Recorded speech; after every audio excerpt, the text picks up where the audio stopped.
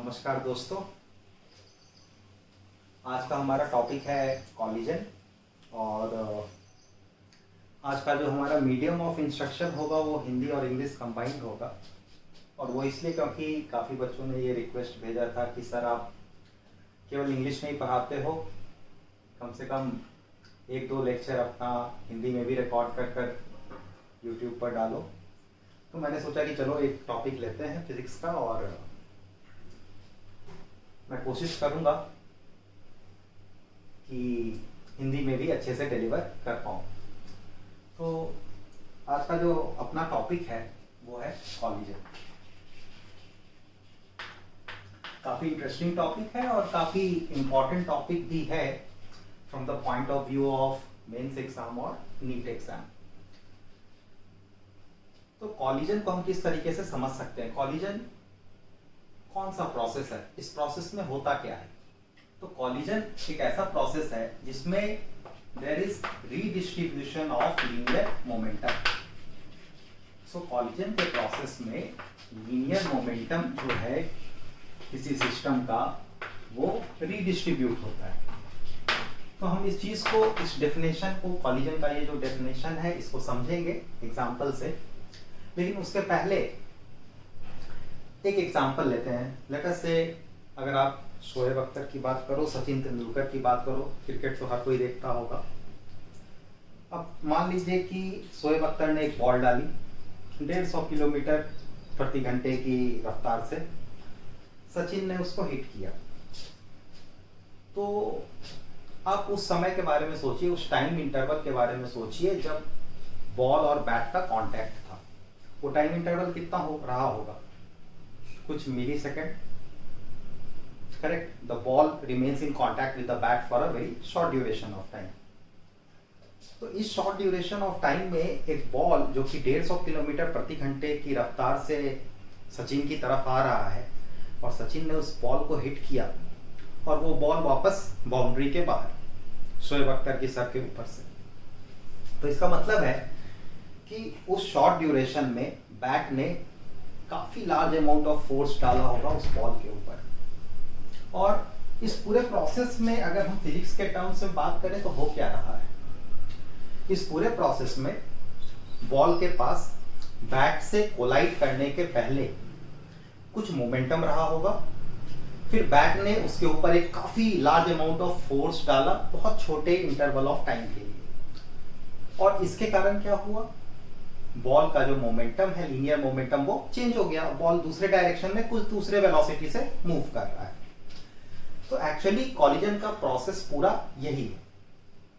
इसमें redistribution of linear momentum होता है और ये रीडिस्ट्रीब्यूशन ऑफ लीनियर मोमेंटम कौन करता है उसको हम देखते हैं। तो उसके पहले हम देखते हैं कि चेंज ऑफ लीनियर मोमेंटम वो फिजिक्स में हम कैसे डिफाइन करते हैं। आपको याद होगा न्यूटन का सेकेंड लॉ यही कहता है कि नेट एक्सटर्नल फोर्स किसी सिस्टम या बॉडी पर जो एक्ट करता है that is rate of change of linear momentum. So D by D T of P vector, ऐसा लिख सकते हैं। तो हम इस मैथमेटिकल एक्सप्रेशन को ऐसा भी लिख सकते हैं कि D P vector is equal to F external D T. अब हमने मान लिया कि चलिए भाई initially that is at t is equal to 0, system का जो मोमेंटम है वो कुछ यही वेक्टर है और किसी टाइम पे ये pf वेक्टर फाइनल मोमेंटम। तो लेफ्ट हैंड साइड में जब आप इंटीग्रेट कीजिएगा और लिमिट्स को सब्स्टिट्यूट कीजिएगा तो आप इसको लिख सकते हैं pf vector minus pi vector, और राइट हैंड साइड के टर्म्स को हम वैसे ही रहने देते हैं। तो ये होगा 0 to p f external dt। अभी ये pf vector minus pi vector अपने को क्या दे रहा है, ये दे रहा है चेंज इन मोमेंटम वेक्टर, और ये फाइनाइट चेंज दे रहा है तो हमने डेल्टा से इसको डिनोट किया। सो डेल्टा p वेक्टर ये हम कैसे डिफाइन कर रहे हैं, 0 to p f external dt। तो ये क्वांटिटी जो हमने यहाँ लिखा है, इस क्वांटिटी को फिजिक्स में स्पेशली एक स्पेशल नाम दिया गया है और इसको हम बोलते हैं इम्पल्स। तो इस पूरे मैथमेटिकल डिस्कशन से एक बात अपने को समझ में आती है, और वो बात ये है कि इम्पल्स जो होता है that is responsible for changing the momentum, linear momentum of a body और अ सिस्टम। और इम्पल्स कैसे मेजर होता है? Product of force, external force and time. So impulsive force ऐसा फोर्स है जो कि काफी लार्ज मैग्नीट्यूड में एक्ट करता है और काफी शॉर्ट ड्यूरेशन ऑफ टाइम के लिए एक्ट करता है। तो इम्पल्सिव फोर्स का एक ग्राफ भी काफी जगह आप देखेंगे ऐसा बनाया रहता है। This is time and this is force. If you want to show the development of force with time, the growth and decay of force, तो कुछ ऐसा रिप्रेजेंट कर सकते हैं। एक काफी लार्ज अमाउंट ऑफ फोर्स जो कि very short duration of time के लिए डेवलप हुआ और फिर खत्म हो गया, और इस very short duration of time में इसने बॉडी या सिस्टम के मोमेंटम को चेंज कर दिया। तो अभी हम कॉलिजन को एज प्रोसेस समझ चुके हैं कि कॉलिजन एक ऐसा प्रोसेस है जिसमें लीनियर मोमेंटम का रीडिस्ट्रीब्यूशन होगा, और इस रीडिस्ट्रीब्यूशन को कौन करेगा? इम्पल्स। इम्पल्स मतलब एक ऐसा एक्सटर्नल फोर्स जो कि मैग्नीट्यूड में काफी बड़ा होगा और जो very short period of time के लिए एक्ट करेगा। तो अब नेक्स्ट मैं इसको इरेज करता हूं और let us take some example. मैं कुछ और एग्जांपल लेके आपको इसको समझाने की कोशिश करता हूं।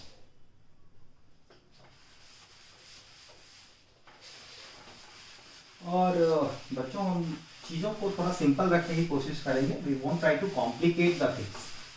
आप बहुत सारे बुक्स में देखोगे चीजों को काफी कॉम्प्लिकेट करके दे रखा है, या बहुत सारे आप लेक्चर्स को सुनोगे वहां भी काफी कॉम्प्लिकेट करके दे रखा है।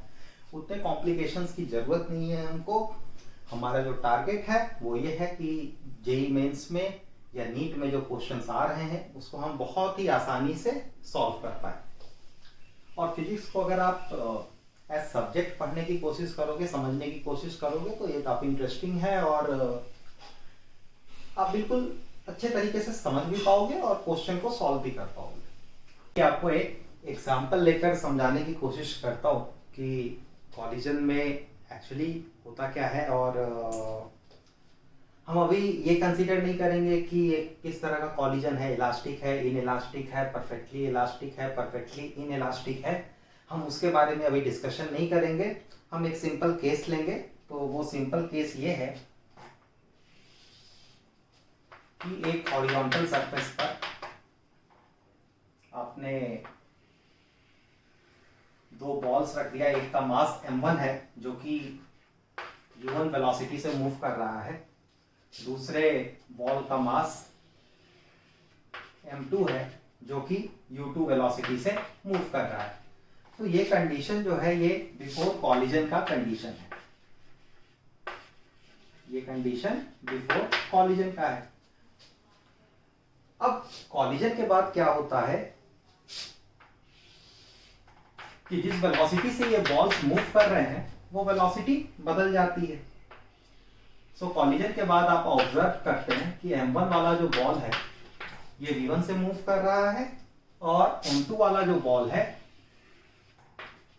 ये v2 से मूव कर रहा है। तो ये कंडीशन अपना कब बना? कॉलिजन के बाद, आफ्टर कॉलिजन। तो अभी आप सोचो कि ये कॉलिजन में ऐसा क्या हुआ होगा कि इन दोनों बॉल्स की वेलोसिटी चेंज हो गई। तो पहले तो हम ये मान लें कि u1 u2 से बड़ा रहा होगा, तभी ये पीछे वाला बॉल जो है ये आगे वाले को जाकर हिट करेगा। और जब ये हिट करेगा तो दोनों बॉल एक दूसरे के ऊपर कुछ इंटरनल फोर्स लगाएंगे, कॉन्टैक्ट फोर्स।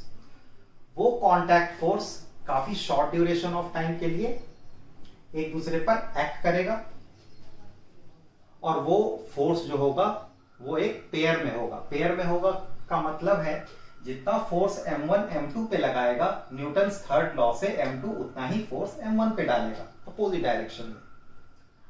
तो इसका मतलब है कि हमारा ऑब्जर्वेशन ये है कि इंपल्सिव फोर्स जो इन दोनों बॉडीज पे एक्ट करेगा, दैट इज वो contact force for very short duration of time. जब ये दोनों बॉल आपस में कॉन्टैक्ट में रहेंगे तो नेट फोर्स जो उनका होगा वो जीरो होगा। क्यों जीरो होगा? क्योंकि दोनों फोर्स, जो फोर्स M1 M2 पे लगा रहा है और जो M2 M1 पे लगा रहा है, both forces are equal in magnitude but opposite in direction.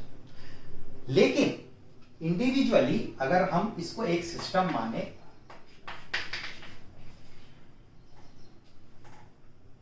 तो एक्स हॉरिजॉन्टल डायरेक्शन में कोई भी एक्सटर्नल फोर्स नहीं है, वर्टिकल डायरेक्शन में फोर्स लग रहा है क्या? हाँ लग रहा है। इस पर M1G लग रहा है और इस पर M2G लग रहा है, और इस पे एक नॉर्मल रिएक्शन भी लग रहा है ऊपर की तरफ N1, और इस पे भी एक फोर्स ऊपर की तरफ लग रहा है N2। पर अगर हम हॉरिजॉन्टल डायरेक्शन की बात करें तो एज सिस्टम इन दोनों बॉल्स पे कोई भी फोर्स नहीं लग रहा। हाँ, इंटरनली दोनों एक दूसरे पर कुछ फोर्स लगा रहे हैं जो कि इक्वल एंड अपोजिट है, और वो फोर्स क्या कर रहा है? वो फोर्स इंपल्सिव फोर्स की तरह एक्ट कर रहा है, और वो इनके इंडिविजुअल मोमेंटम को चेंज कर रहा है। तो हम ये आपको बताया था कि इंपल्सिव फोर्स क्या करता है, वो मोमेंटम को चेंज करता है। पर अगर नेट एक्सटर्नल फोर्स किसी सिस्टम के ऊपर जीरो हो, तो अगर और उस सिस्टम के अंदर कुछ इंटरनल फोर्सेस एक्ट कर रही हो, तो क्या होगा? मोमेंटम का केवल रीडिस्ट्रीब्यूशन होगा within the different components which are forming that system. इसके अलावा कुछ नहीं होगा। बट ओवरऑल जो मोमेंटम है सिस्टम का, वो चेंज नहीं करेगा। तो हॉरिजॉन्टल डायरेक्शन में इनका मोमेंटम कितना है? बोलो। M1U1 plus M2U2। हम इसको वेक्टर फॉर्म में भी लिख सकते थे, पर ये सिमिलर डायरेक्शन में एक डायमेंशन में सब कुछ हो रहा है, तो हमने वेक्टर नोटेशन को ड्रॉप कर दिया है। कॉलिजन के बाद क्या होगा? बोलो। M1V1 plus M2V2। तो यहां पर हमने क्या यूज किया है? Law of conservation of linear momentum. किस डायरेक्शन में? हॉरिजॉन्टल डायरेक्शन में। वर्टिकल डायरेक्शन में तो हम लगा नहीं सकते, क्योंकि इसके ऊपर तो एक्सटर्नल फोर्स एक्ट कर रहा है। तो अभी आप देखिए कि एक इक्वेशन तो ये हमेशा बनेगा अपना for all types of collision. तो कंजर्वेशन ऑफ लीनियर मोमेंटम जो है, ये expression we can write for all types of collision, irrespective of कि वो किस तरह का कॉलिजन है, इलास्टिक है, इनइलास्टिक है, किसी भी तरह का कॉलिजन हो, कंजर्वेशन ऑफ लीनियर मोमेंटम का इक्वेशन हम हमेशा लिख सकते हैं। अब बात करते हैं हम एक टर्म जिसको बोलते हैं कोएफिशिएंट ऑफ रेस्टिट्यूशन। तो उसको समझने की कोशिश करते हैं कि उसका इस्तेमाल हम कॉलिजन के क्वेश्चन में कैसे कर सकते हैं। काफी यूजफुल कॉन्सेप्ट है, ध्यान देके उसको समझिएगा। तो अभी इस बॉल को जब हम देख रहे हैं, तो लेट अस सी कि अगर दोनों एक दूसरे, ये M1 M2 को हिट कर रहा है, तो क्या हो रहा होगा। तो यहां पर उस डायग्राम को मैं बनाने की कोशिश करता हूं। ये M1 है, ये आपका इस साइड M2 है। तो कलर कोड्स को हम फॉलो करते हुए ऐसा बना लेते हैं, M1 और M2।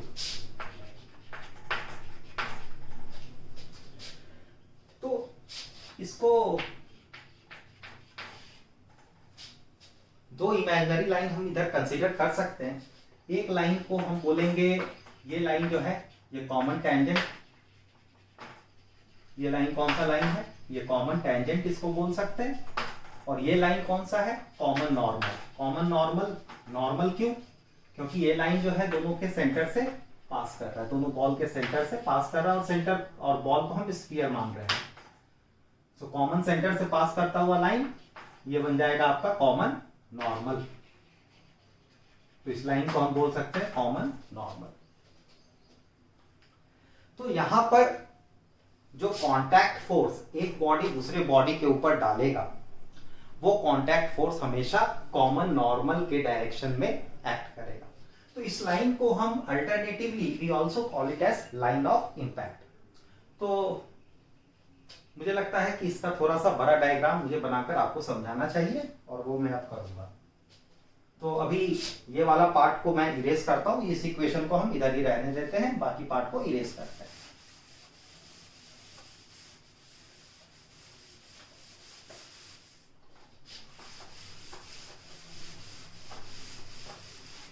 तो अभी देखिए यहां पर इसको अच्छे से अपने को समझना होगा कि हो क्या रहा है।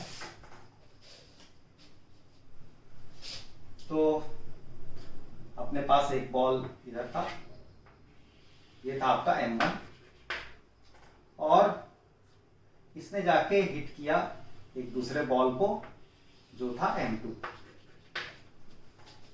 तो यहां पर आप देखिए कि इस कॉलिजन में या किसी भी तरह के कॉलिजन में दो लाइन बहुत इंपॉर्टेंट है। तो ये वन डायमेंशनल मोशन इन दोनों ब्लॉक, इन दोनों स्फीयर्स का हो रहा था, इन दोनों बॉल्स का हो रहा था। तो ये इसका एक तो लाइन ऑफ मोशन है, correct. This is line of motion because both are moving in the same direction and along the same line. ये लाइन को हम कॉमन नॉर्मल भी बोल सकते हैं, अभी आपको बताया था क्यों बोल सकते हैं। तो और ये लाइन जो है, ये लाइन कौन सा लाइन हो गया, ये लाइन हो गया अपना कॉमन टेंजेंट।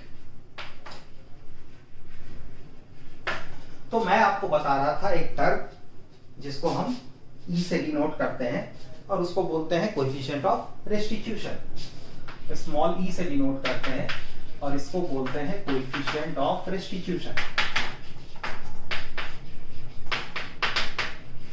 तो इसके डेफिनेशन को भी अभी हम कंसीडर करेंगे, लेकिन इसके पहले ये जान लीजिए कि जब ये M1 M2 को हिट करेगा तो ये दोनों एक दूसरे के ऊपर कुछ कांटेक्ट फोर्स लगाएंगे। तो वो कांटेक्ट फोर्स का डायरेक्शन क्या होगा, M1 जो M2 पे लगाएगा वो ऐसा होगा, फोर्स ऑन 2/1, और 2 जो 1 पे लगाएगा वो कैसा होगा, फोर्स ऑन 1/2। अब दोनों फोर्स जो है वो मैग्नीट्यूड में इक्वल होंगे। तो the direction along which these internal impulsive forces are acting, इस डायरेक्शन को हम बोल सकते हैं लाइन ऑफ इंपैक्ट। क्या बोल सकते हैं, लाइन ऑफ इंपैक्ट। तो समझ में आया आपको, हमारे लिए कॉलिजन में दो लाइन को डिटरमाइन करना या दो डायरेक्शन को डिटरमाइन करना काफी इंपॉर्टेंट है। एक है लाइन ऑफ मोशन, दूसरा है line of impact. Line of impact का मतलब वो लाइन जिसके अलोंग कांटेक्ट फोर्स एक्ट करेगा। तो कोएफिशिएंट ऑफ रेस्टिट्यूशन के बारे में जब हम बात करते हैं तो इसका डेफिनेशन ये है, mod of relative velocity of separation.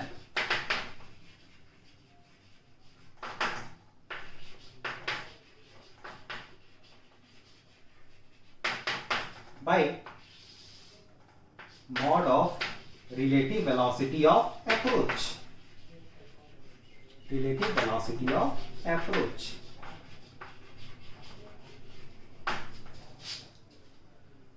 तो अब देखिए कि इस क्वेश्चन में या इस सिचुएशन में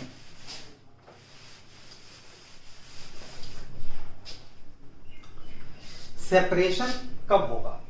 सेपरेशन की बात जब भी हम करेंगे ये होगा आफ्टर कॉलिजन, ये होगा आफ्टर कॉलिजन, कॉलिजन के बाद। अप्रोच मतलब जब एक बॉडी या दोनों बॉडी एक दूसरे को अप्रोच कर रही है या एक दूसरे के करीब आ रही है, तो ये हमेशा बिफोर कॉलिजन वाला टर्म होगा, और ये ऊपर में न्यूमरेटर में जो है ये हमेशा आफ्टर कॉलिजन वाला टर्म होगा।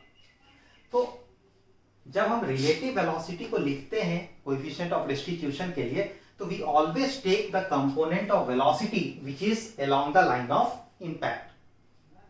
So we always take the component of velocity, तो यहां पर मैं लिख देता हूं take the component of velocity along the line of impact. line of motion उसका कुछ भी रहा हो, पर हम उसी velocity को E के लिए कंसीडर करेंगे which is along line of impact, क्योंकि इंपल्सिव फोर्स जो एक्ट कर रहा है that is acting along the line of impact. तो यहां पर वन डायमेंशनल मोशन में तो ये बहुत ही सिंपल हो गया। अब इस पार्टिकुलर केस में what will B value of E? So mod of, आप याद कीजिए डायग्राम को, v2 minus v1 bye mod of u1 minus u2। सो ये after collision relative velocity, before collision relative velocity. और हमने कोई कंपोनेंट कंसीडर किया है यहां पर? नहीं किया। क्यों नहीं किया? वो इसलिए नहीं किया क्योंकि यहां पर लाइन ऑफ मोशन और लाइन ऑफ इंपैक्ट सेम है। यहां पर दोनों सेम हैं, इसलिए हमने कोई कंपोनेंट वेलोसिटी का कंसीडर नहीं किया। वेलोसिटी जैसा था वैसा ही इधर रखा। अब हम दूसरे एग्जांपल्स देखेंगे जहां पर लाइन ऑफ मोशन डिफरेंट होगा और लाइन ऑफ इंपैक्ट डिफरेंट होगा। तो मैं होप कर रहा हूं कि आप चीजों को समझ रहे हैं, और कोई भी आपके मन में कुछ भी डाउट आ रहा होगा तो आप बेशक उसको पूछ सकते हैं। तो आगे जैसा कि मैं आपको बता रहा हूं कि आगे का कुछ एग्जांपल्स देखते हैं जहां पर लाइन ऑफ इंपैक्ट और लाइन ऑफ मोशन सेम नहीं होगा, तो उस केस में हम आगे प्रोसीड कैसे करेंगे। पर उसके पहले हमने एक इक्वेशन ये ई का बनाया, दूसरा कंजर्वेशन ऑफ लीनियर मोमेंटम का बनाया। तो ये दो इक्वेशन जो है, these two equations will be valid for any type of collision. किसी भी तरह के कॉलिजन में आप ये दो इक्वेशंस का इस्तेमाल कर सकते हैं। तो आइए अब आगे का कुछ केस देखते हैं जहां पर लाइन ऑफ मोशन और लाइन ऑफ इंपैक्ट सेम नहीं होगा।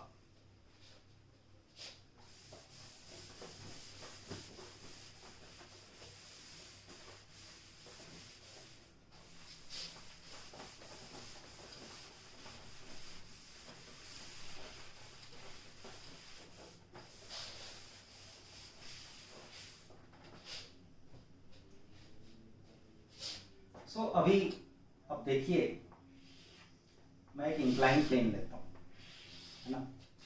इसके ऊपर से एक बॉल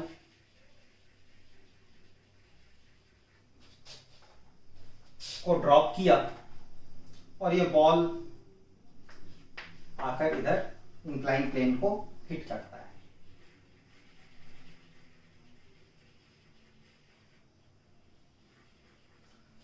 तो अगर बॉल और इंक्लाइन प्लेन के बीच का कोएफिशिएंट ऑफ रेस्टिट्यूशन ई दे रखा है और लेट अस से दिस एंगल इज थीटा,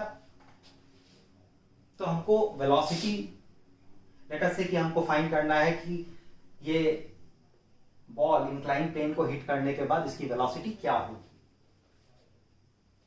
और अभी हम इस बारे में बात नहीं करेंगे कि इलास्टिक कॉलिजन है या इन इलास्टिक कॉलिजन है, हम सब कुछ ई के टर्म्स में लिखने की कोशिश करेंगे। ई क्या है? कोएफिशिएंट ऑफ रेस्टिट्यूशन की वैल्यू है between this incline and this ball.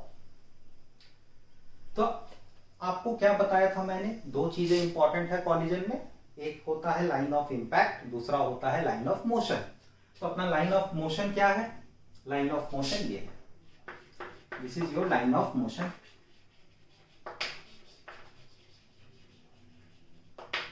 Line of impact क्या होगा? वो होगा the direction in which incline plane is exerting force on this ball.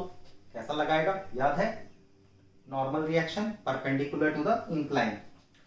तो ये हो जाएगा अपना ऐसा, ऐसा डाल सकते हैं। ये हो गया अपना लाइन ऑफ इंपैक्ट, ये हो गया अपना लाइन ऑफ इंपैक्ट। तो लेट अस से कि अगर हमने इसको यहां से ड्रॉप किया and it has fallen through a height of h, suppose करो ये हाइट h से फॉल किया है। अब हाइट h से फॉल करने के बाद इसकी वेलोसिटी क्या होगी नीचे की तरफ? Just before hitting it will be let us से u। तो what will be the value of u? आपको याद होगा, अगर हम एनर्जी को कंजर्व करेंगे इस पॉइंट और इस पॉइंट के बीच में, या फिर directly v square is equal to u square plus 2gh, initial velocity is 0, तो u square will be equal to 2gh, so u will be equal to root of 2gh। तो यहाँ पर हम सीधा सीधा डाल सकते हैं ना, u is equal to root of 2gh।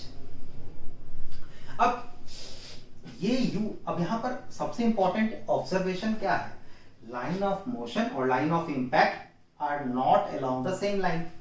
अब एक दोनों सेम लाइन नहीं है तो हमको क्या करना चाहिए, हमको वेलोसिटी का कंपोनेंट लिखना पड़ेगा along the line of impact, तभी हम E का जो इक्वेशन है उसको यूज कर सकते हैं। तो अभी आप देखिए कि U यहां है, ये एंगल कितना बनेगा भैया, ये थीटा है, तो ये 90 माइनस थीटा है, तो ये थीटा बनेगा, तो इसको हम लिख लेते हैं कि ये थीटा है। तो U को हम ब्रेक कर सकते हैं दो कंपोनेंट में, एक कंपोनेंट तो इस डायरेक्शन में है ऐसा, ये कंपोनेंट कितना U cos थीटा, ये पैरेलल वाला कंपोनेंट कितना U sin थीटा, और फोर्स किस डायरेक्शन में लग रहा है, along the line of impact. अब आफ्टर कॉलिजन क्या होता है, तो ये तो बिफोर कॉलिजन है ना। After collision parallel to the slope कोई फोर्स एक्ट कर रहा है क्या, देखो पैरेलल टू द स्लोप या पैरेलल टू दिस इंक्लाइन कोई फोर्स एक्ट कर रहा है क्या, कोई फोर्स एक्ट नहीं कर रहा है। तो इसका मतलब है कि u sin थीटा को कोई चेंज नहीं कर सकता है। u cos theta along the line of impact, इस डायरेक्शन में फोर्स एक्ट कर रहा है, इंपल्सिव फोर्स। वो इंपल्सिव फोर्स क्या है, नॉर्मल रिएक्शन। तो अभी वो इंपल्सिव फोर्स क्या करेगा, इस वेलोसिटी को चेंज करेगा। तो ये वेलोसिटी जब चेंज होगी तो लेट अस से कि द न्यू वेलोसिटी यहां कहीं इस डायरेक्शन में हम मान लेते हैं कि v है, हम मान लेते हैं v है।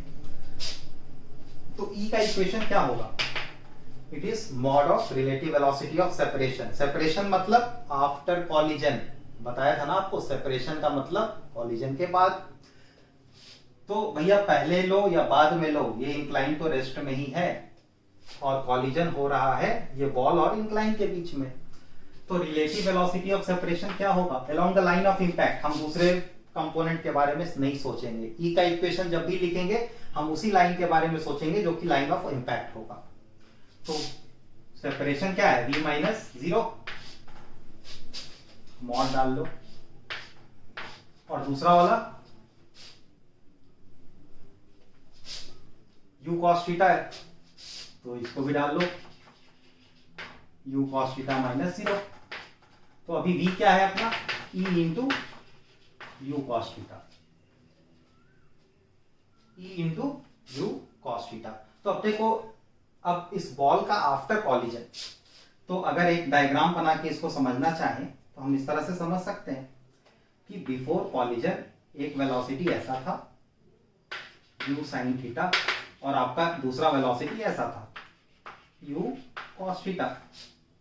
आफ्टर कॉलिजन क्या हुआ, u sin थीटा तो जैसा था वैसा ही रहा, क्योंकि इस डायरेक्शन में कोई फोर्स ही नहीं था जो इसको चेंज कर सके, इंपल्सिव फोर्स नहीं था जो इसको चेंज कर सके। और फोर्स तो है पर इंपल्सिव फोर्स नहीं। u cos थीटा ये कैसा बन जाएगा आफ्टर कॉलिजन, ये बन जाएगा e times of u cos theta. तो ये कंडीशन आपका बिफोर कॉलिजन और ये कंडीशन आफ्टर कॉलिजन। तो अभी आपको बताया कि हमारा जो एम होना चाहिए वो हमेशा ये होना चाहिए, अगर हम E को यूज कर रहे हैं, E की वैल्यू दे रखी है क्वेश्चन में, या E का वैल्यू फाइंड करने को पूछा है, या किसी पार्टिकुलर टाइप ऑफ कॉलिजन के बारे में पूछा है, तो हमारा एम यही होना चाहिए कि हम वेलोसिटी के कंपोनेंट को along the line of impact determine कर पाए। तो ये एक सिचुएशन ऐसा बना। अब हम थोड़ा सा बात करते हैं कि भैया ये कॉलिजन जो होता है, ये बार बार हमारे एग्जाम में बुक में elastic collision, in elastic collision, perfectly in elastic collision, ऐसे ऐसे टर्म्स हमको मिलते हैं। तो वो टर्म्स क्या है, उसमें उनमें होता क्या है, तो चलो थोड़ा उसके बारे में भी बात कर लें। तो इलास्टिक कॉलिजन ऐसा कॉलिजन है जिसमें एनर्जी का लॉस नहीं होता है, तो उसमें हम काइनेटिक एनर्जी को भी कंजर्व कर लेते हैं। तो बहुत बार आप बहुत सारे टेक्स्ट बुक में देखिएगा कि दो इक्वेशन उन लोगों ने यूज किया है, एक है कंजर्वेशन ऑफ लीनियर मोमेंटम जो कि हर तरह के कॉलिजन में यूज होगा, और दूसरा है कंजर्वेशन ऑफ काइनेटिक एनर्जी। लेकिन ई की value different type of collision में डिफरेंट होती है। तो मैं हमेशा यही सजेस्ट करता हूं कि ठीक है, अगर कुछ एनर्जी के टर्म्स में आपसे क्वेश्चन में पूछा गया है तो obviously you have to go ahead with kinetic energy का इक्वेशन।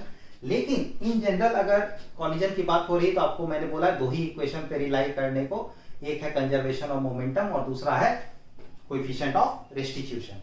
तो कॉलिजन को अगर हम क्लासिफाई करें तीन तरह के कॉलिजन में, तो एक तरह का कॉलिजन आपका हुआ इलास्टिक कॉलिजन जहां एनर्जी का लॉस नहीं होता है। दूसरे तरीके का कॉलिजन हुआ इनइलास्टिक कॉलिजन जहां पर एनर्जी का कुछ लॉस होता है। और एक लास्ट तीसरे तरह का कॉलिजन है परफेक्टली इनइलास्टिक कॉलिजन।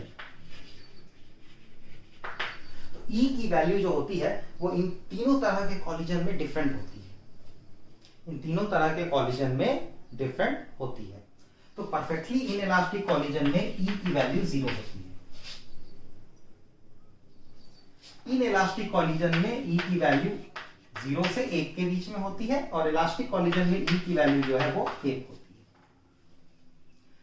तो ये सिंपल सा फैक्ट अगर आप दिमाग में रखोगे कि इलास्टिक कॉलिजन में 1, इनइलास्टिक कॉलिजन में 0 से 1 के बीच में कुछ भी हो सकता है, और परफेक्टली इनइलास्टिक कॉलिजन में ई की वैल्यू 0 हो जाती है।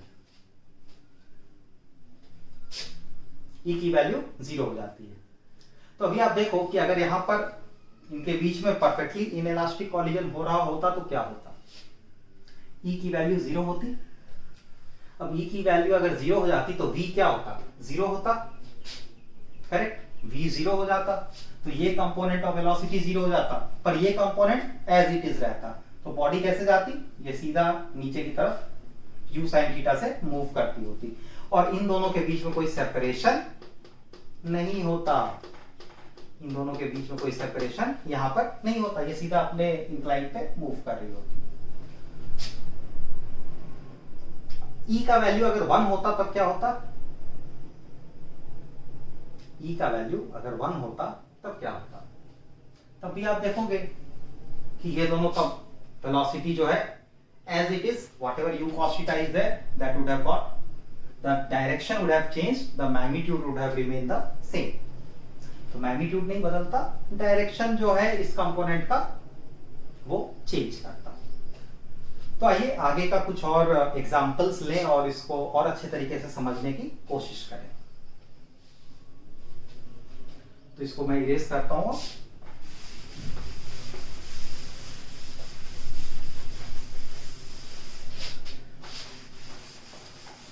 और मैं आपको कोई फाइनल डेरिवेशन करके कुछ भी नहीं दे रहा हूं, वो इसलिए नहीं दे रहा हूं ताकि आप बेसिक मैकेनिज्म को समझ सकें हो क्या रहा है, क्योंकि वो अगर अपने को अच्छे तरीके से समझ में आ गया तो फिर हम कॉलिजन के क्वेश्चंस को काफी प्यार से, काफी आराम से सॉल्व कर सकते हैं।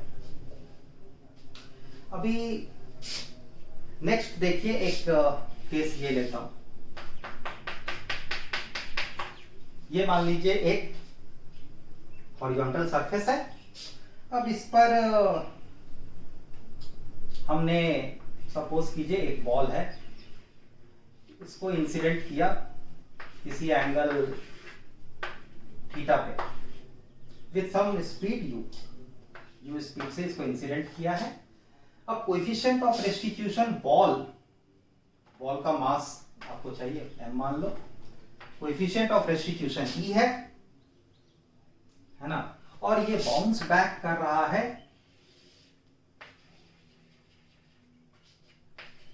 स्पीड v से, लेट अस से making an angle of alpha with the vertical. तो अभी अगर अपने से उसने पूछ लिया कि भैया ऐसा है, v की वैल्यू बताओ, तो हम क्या करेंगे, अपन क्या करेंगे इसमें। तो पहला चीज आपको बताया था, याद है क्या बताया था, लाइन ऑफ मोशन खोजो, लाइन ऑफ इंपैक्ट खोजो। लाइन ऑफ मोशन क्या, लाइन ऑफ मोशन इधर कहीं, लाइन ऑफ इंपैक्ट क्या, तो जब बॉल यहां पर होगा, लाइन ऑफ इंपैक्ट क्या होगा भैया, लाइन ऑफ इंपैक्ट तो यही होगा, this is the direction in which normal reaction will act. तो ये आपका लाइन ऑफ इम्पैक्ट बनेगा। इंपल्सिव फोर्स तो इसी डायरेक्शन में एक्ट कर रहा है ना, तो ये अपना लाइन ऑफ इम्पैक्ट बनेगा। तो इसका मतलब है कि हम जब भी ई का इक्वेशन लिखेंगे तो वेलोसिटी का कौन सा कंपोनेंट लेंगे भैया, along the line of impact. तो अभी देखो इस स्पीड को पहले रिजॉल्व करते हैं। ये जब इधर आया ऐसा, तो ये u है, तो ये एंगल थीटा है, वर्टिकली अपोजिट एंगल। तो ये कंपोनेंट कितना, u cos थीटा, पैरेलल वाला u sin theta. What about this v, v को भी तोड़ लेंगे। ये कंपोनेंट कितना, v cos अल्फा, ये कंपोनेंट कितना, v sin अल्फा।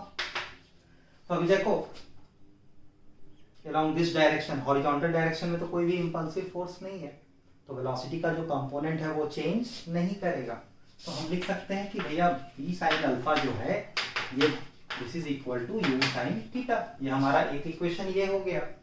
अब दूसरे इक्वेशन की बात करें तो along लाइन ऑफ इम्पैक्ट हम e का इक्वेशन लिखेंगे, relative velocity of separation by approach. Separation का मतलब आफ्टर कॉलिजन। आफ्टर कॉलिजन कितना है, v cos अल्फा। ये फ्लोर तो रेस्ट में है, तो हम सीधा लिख लेंगे v cos alpha. Approach before collision, before collision क्या था, u cos थीटा। तो सीधा यहां पर डालो u cos थीटा। तो v की वैल्यू क्या, eu cos थीटा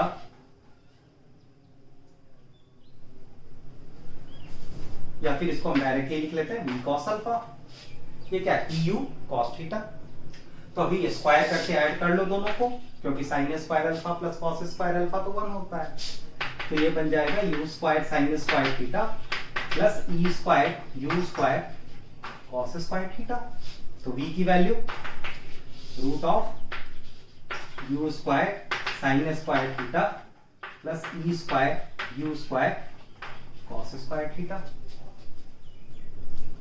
तो इस तरीके से हम, ऐसा अगर आपसे कुछ पूछा हो तो आप इस तरीके से इसको अप्रोच कर सकते हो। आइए अब कुछ दूसरा एग्जांपल लें। तो बच्चों मैं उम्मीद कर रहा हूं कि आपको ये समझ में आ रहा होगा कि हम क्या कर रहे हैं। हमने चीजों को बहुत बेसिक रखा है, एक बेसिक अंडरस्टैंडिंग दिमाग में बैठा ली है, और वो है कि हम दो ही इक्वेशन यूज करेंगे, एक कंजर्वेशन ऑफ मोमेंटम का और दूसरा कोएफिशिएंट ऑफ रेस्टिट्यूशन का। और कोएफिशिएंट ऑफ रेस्टिट्यूशन का इक्वेशन जब भी यूज करेंगे हम वेलोसिटी का वो कंपोनेंट लेंगे जो कि अलोंग लाइन ऑफ इंपैक्ट होगा।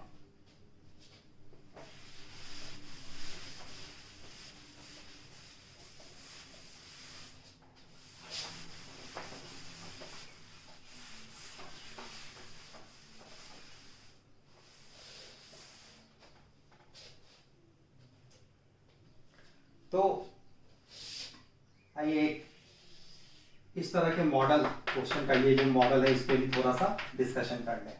तो अभी एक ऐसा बॉल है, सपोज करो मास m का है और ये किसी हाइट कैपिटल H पर इसको रखा है ना। अभी यहां से इसको हमने ड्रॉप किया, कोएफिशिएंट ऑफ रेस्टिट्यूशन कितना, e मान लो। तो आफ्टर सब्सिक्वेंट ड्रॉप्स या hitting this horizontal surface different parameters में क्या चेंज आएगा उसको देखते हैं। तो अभी क्या होगा, ये वाला बॉल जो है ये सीधा यहाँ आएगा। जब ये हाइट h से ड्रॉप करके इधर पहुंचेगा तो इसकी वेलोसिटी क्या होगी, just before hitting this horizontal surface, √2gh, v square is equal to u square plus 2h। तो इसकी वेलोसिटी जो होगी वो क्या होगी, √2gh। अभी जब ये इसको हिट करेगा, after hitting it will move back, correct. तो ये मूव बैक करेगा कुछ वेलोसिटी v1 से, अपने को पता नहीं है ये v1 कितना है। तो इस v1 को कैसे निकालेंगे, इस v1 को निकालने के लिए हमको फाइंड करना होगा पहला चीज लाइन ऑफ इम्पैक्ट। कौन सा लाइन, लाइन ऑफ इम्पैक्ट है। तो लाइन ऑफ इम्पैक्ट वही लाइन है जिसके अलोंग इंपल्सिव फोर्स एक्ट कर रहा है। तो यहाँ पर वो कॉन्टैक्ट फोर्स है, तो आप देखो इसके लिए लाइन ऑफ इम्पैक्ट क्या होगा, ये वाला लाइन जो है ये लाइन ऑफ इम्पैक्ट हो जाएगा। This one will become line of impact. तो हम E का जो इक्वेशन है वो अलोंग लाइन ऑफ इम्पैक्ट लिखेंगे। तो E क्या है? Relative velocity of separation by relative velocity of approach, या रिलेटिव वेलोसिटी ऑफ सेपरेशन मतलब कॉलिजन के बाद का वेलोसिटी, रिलेटिव वेलोसिटी। तो वो कितना है? ये फ्लोर तो रेस्ट में v1 by relative velocity of approach, approach मतलब कॉलिजन कोलाइड करने के पहले की रिलेटिव वेलोसिटी, वो कितनी? √2gh। तो डाल दो इधर। सो v1 कितना? E times of √2gh। तो अभी ये पहले कॉलिजन के बाद, ये आपका क्या है? ये फर्स्ट कॉलिजन हो रहा है यहां पर, है ना? तो ये फर्स्ट कॉलिजन के बाद कुछ हाइट तक ऊपर जाएगा ना, ये यहां तक कुछ ऊपर जाएगा। अभी अपने को ये हाइट निकालना है, सपोज करो ये हाइट h, स्मॉल h मैंने मान लिया है। तो ये कैसे निकलेगा भैया? जब ये यहां पे पहुंचेगा तो इसकी वेलोसिटी कितनी? 0। तो हम लिख सकते हैं ना v square is equal to u square. तो u स्क्वायर कितना है? v1 square minus 2g into h। तो v1 स्क्वायर कितना होगा? v square into 2gh and that is equal to 2gh। तो यहाँ पर 2g और 2g कैंसिल हो गए, तो स्मॉल h कितना मिला भैया? e square into h। तो नेक्स्ट टाइम ये क्या बनेगा? e to the power of 4h, उसके बाद e to the power of 8h। तो ऐसा ये बनता जाएगा। टाइम यहाँ पर कितना लगा होगा वो कैसे डिटरमाइन करेंगे? तो टाइम को डिटरमाइन करने के लिए शुरू में यहाँ पर टाइम कितना लगा होगा ये बताओ। ये तो आसान है, यहाँ पर टाइम आप बता दोगे √2h/g, because s is equal to ut plus half at square. u तो 0 है।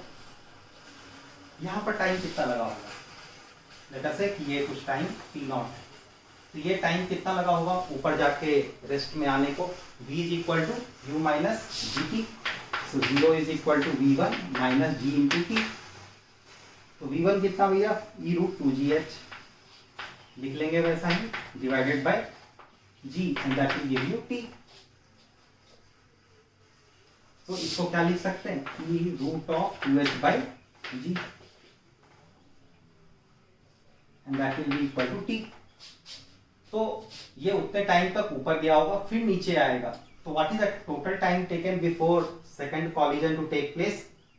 It will be √2h/g plus e√2h/g 2 बार, क्योंकि ये ऊपर गया फिर ऊपर से नीचे आएगा, फिर हिट करेगा, फिर इसकी वेलोसिटी ऊपर के डायरेक्शन में चेंज करेगी, फिर ये नीचे आएगा, फिर ये हिट किया इसने फ्लोर को, फिर से इसकी वेलोसिटी ऊपर के डायरेक्शन में चेंज करेगी।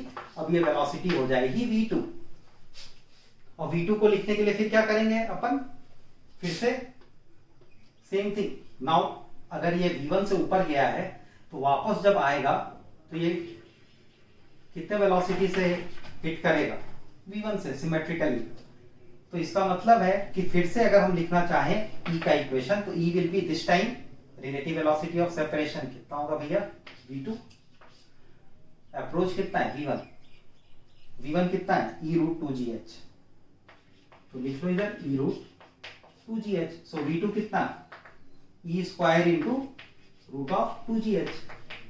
तो एक बार ये क्वांटिटीज आपने डिटरमाइन कर ली, तो करस्पॉन्डिंगली जैसा मैंने फर्स्ट केस में किया है, you can keep on doing it, जितना भी उसने पूछा है। तो इस तरह के मॉडल्स, जो क्वेश्चन इस तरह के मॉडल्स पे बेस्ड होते हैं, आप उसको इस तरीके से सॉल्व कर सकते हैं।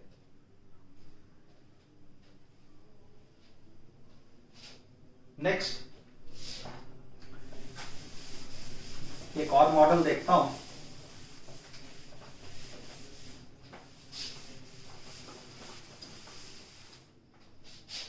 लेट अस से आपको ये क्वेश्चन दे दिया कि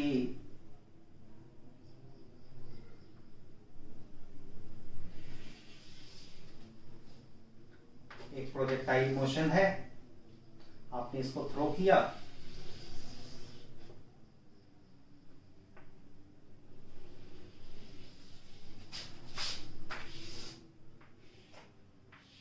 तो how range या time of flight it is varying with the value of E। Suppose करो E है कोएफिशिएंट ऑफ रेस्टिट्यूशन, आपने किसी बॉडी को यहां से फेंका, तो जब आपने u वेलोसिटी से फेंका है एंड लेट अस से you have thrown it at an angle of theta, तो इनिशियल वेलोसिटी या इनिशियल स्पीड इसकी क्या रही होगी, u cos थीटा और इधर u sin थीटा, करेक्ट। अब जब ये प्रोजेक्टाइल इसने आके ऐसा ग्राउंड को हिट किया होगा तो ऑब्वियसली इसने सेम स्पीड u से हिट किया होगा। अब यहां पर एक परपेंडिकुलर आप ड्रॉप कर लो, तो अगेन ये u, ये एंगल कितना होगा, this angle will remain theta, है ना।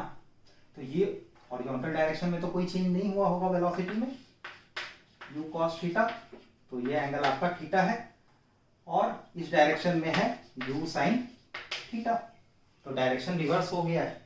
अभी देखो कोएफिशिएंट ऑफ डिस्ट्रीब्यूशन कितना, e, along horizontal direction there is no impulsive force, so u cos theta component will remain the same. What will happen to u sin theta?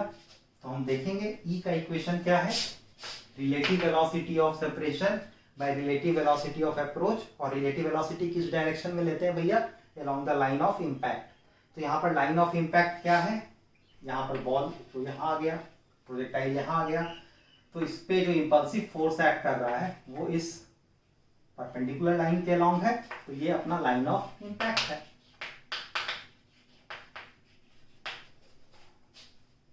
तो E की value जो लिखेंगे वो जो वेलोसिटी का component along the line of impact होगा उसके लिए ही लिखेंगे। तो u sin थीटा है, उसके बाद आप मान लो कि ये v1 हो जाता है, तो E को लिख सकते हैं separation, relative velocity of separation by approach, approach कितना भैया u sin थीटा, सो v1 कितना E times of u sin theta, तो हमने इसको लिख लिया E times of u sin theta. तो अब हमारे पास एक प्रोजेक्टाइल मोशन है, horizontal component of velocity u cos theta, vertical component is eu sin theta. तो यहां पर अगर टाइम ऑफ फ्लाइट सपोज करो t है और यहां पर हॉरिजॉन्टल रेंज जो है वो r है, तो सेकंड केस में हम इसको कैसे डिटरमाइन करेंगे, तो एट द हाईएस्ट पॉइंट क्या होगा, ये वेलोसिटी जो है वो जीरो हो जाएगी, v1 जीरो हो जाएगी। तो इस केस में मान लो कि टाइम ऑफ फ्लाइट कुछ t1 है, तो हम क्या लिख सकते हैं जीरो, और ये सिमेट्रिकल मोशन है, तो zero is equal to v1 minus g into some t1 by 2। तो इसका मतलब है eu sin theta is equal to g by 2 into t1। तो t1 कितना है भैया, it is 2eu sin theta by g।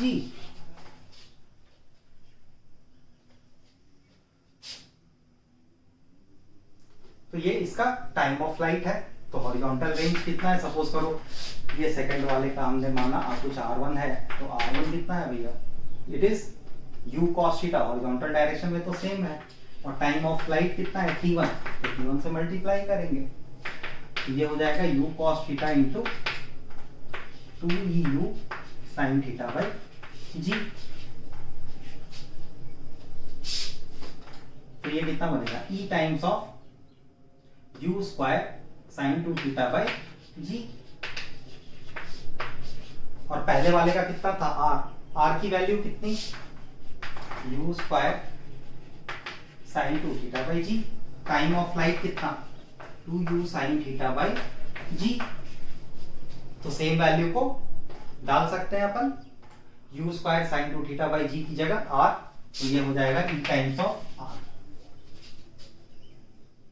What about time of flight, ये हो गया e टाइम्स ऑफ t। तो ऐसी आप डिफरेंट क्वांटिटीज को डिटरमाइन कर सकते हो डिपेंडिंग ऑन कि इलास्टिक कॉलिजन दे रखा है या inelastic collision. Elastic collision दे रखा है तो v1 में क्या होगा, क्या इंपैक्ट पड़ेगा वेलोसिटी पे, e की वैल्यू 1 होगी तो ये सेम रहेगा u sin थीटा, तो एवरीथिंग विल रिमेन सेम। अगर इन इलास्टिक कॉलिजन होगा जहां पर e की वैल्यू 0 से 1 के बीच में कुछ भी दे रखी है, तो आप करस्पॉन्डिंगली उस वैल्यू को डालकर डिफरेंट पैरामीटर्स को डिटरमाइन कर सकते हो। तो कई बार ऐसे क्वेश्चन पूछते हैं जहां पर वो रेशियो पूछ लेते हैं टाइम ऑफ फ्लाइट का या हॉरिजॉन्टल रेंज का रेशियो पूछ लेते हैं, तो उसको इस तरीके से आप सॉल्व कर सकते हो। तो बच्चों आज हम यहीं पर रुकते हैं और मैं आशा करता हूं कि आपको ये वीडियो और ट्यूटोरियल सेशन जो कॉलिजन का है, मैंने इसको काफ़ी सिंपल रखने का कोशिश किया है। तो ये आपको समझ में आया होगा, जितना भी हमने डिस्कशन किया है, जितनी भी बातें की हैं कॉलिजन के बारे में, वो आपको समझ में आया होगा और हम इसको आगे भी बढ़ाएंगे। तो नेक्स्ट सेशन में हम ऑब्लिक कॉलिजन के बारे में बात करेंगे, collision which is taking place in different dimensions, उसके बारे में बात करेंगे। फिर हम इम्पल्स मोमेंटम इक्वेशन का जो कुछ एक्सटेंडेड केसेस हैं जिसके ऊपर जेईई एडवांस्ड में क्वेश्चंस आते हैं, उसके बारे में भी बात करेंगे। पर ओवरऑल हमारा पर्पस यही है, हमारा एम यही है कि हम चीज़ों को जितना सिंपल वे में सीख सकें उतने सिंपल वे में सीखने की कोशिश करेंगे without making the things too complicated. तो अभी मैं क्लास को यहीं स्टॉप करता हूँ, नेक्स्ट क्लास में हम इसके बारे में फर्दर डिस्कशन करेंगे। Thank you everyone, thank you.